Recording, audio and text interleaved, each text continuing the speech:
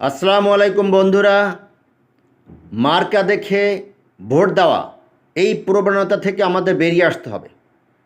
আমরা একটা কঠিন সংকটময় মুহূর্ত পার করছি। দেশের এই সংকটময় পরিস্থিতিতে আমাদের উচিত যে আসনে যে ব্যক্তি যোগ্য নির্বাচন করতে দাঁড়িয়েছে সেই যোগ্য ব্যক্তিকে ভোট দিয়ে সংসদে পাঠানো। যদি কোনো আসনে কোনো সৎলোকই না দাঁড়ায়, সবাই যদি চোর গুন্ডা বদমাইশ ডাকাত হয়, তুলনামূলক যে সৎ তাকে ভোট দিন।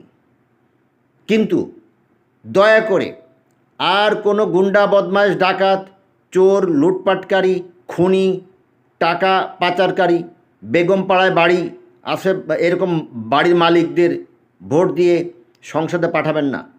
আমরা সবাই সচেতন হই, যোগ্য ব্যক্তিকে ভোট দিয়ে সংসদে পাঠাই।